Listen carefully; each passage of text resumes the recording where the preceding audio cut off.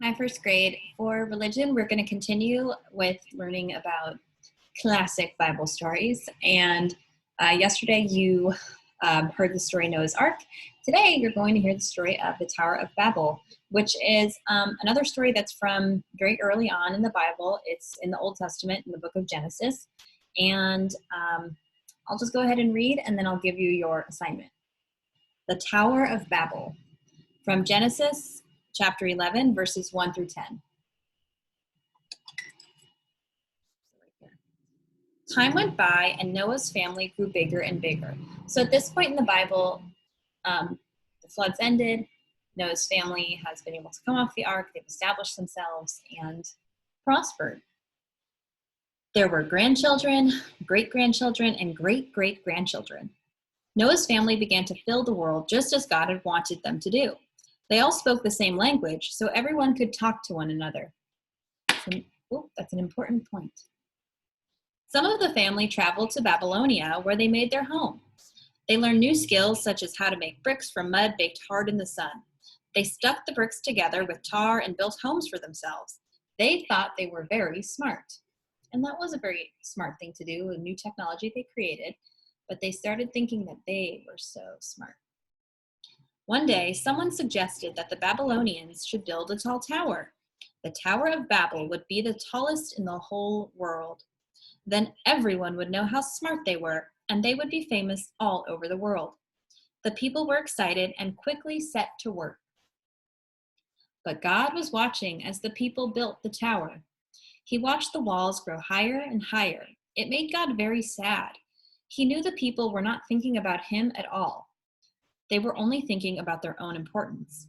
Soon the people of Babylonia would think they were just as great as God. They would get bigger and bigger ideas and become as wicked as people were before the great flood.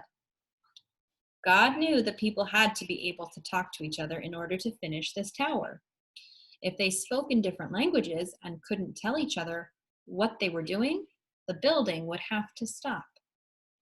So God scattered the people in all directions. He made them speak in different languages so they could not understand one another. And the tall Tower of Babel, it remained unfinished forever. I know that's kind of not the most happy story, but now instead of retelling me the story in your journal today, this won't be as much writing, but a little more thinking. After hearing this story, I'd like you to tell me, what do you think is the moral of this story? What is the lesson that we learn from this story? So just to recap, the people of Noah's ancestors, like his great-great-grandchildren, they grew up. They started inventing things like bricks, which is exciting, but they started thinking that they were so smart. And they said, let's build a tall tower. We'll be as high as God in the sky. And they started sort of equating themselves to God. And something that we learn about in the Bible is that, God is above all things. And while God loves us and God cares for us, humans are not on the same level as God. So these people started to sort of think that way. And what happened when they did? What happened when they did? Well, God scattered them all about. They started babbling, if you will, in all these different languages, and they couldn't communicate. They lost that. And that's sort of, and I guess I shouldn't say anymore. I guess you should really be thinking to yourself, what's the lesson we learn from this story? What does this story teach us about, how we should be and what we should do? So in your journal, open it up, put the digital date, and answer the question, what is the moral of this story? What is the lesson that we learn all these years later? But by reading the story, what's a lesson that we can take from it, something we can learn?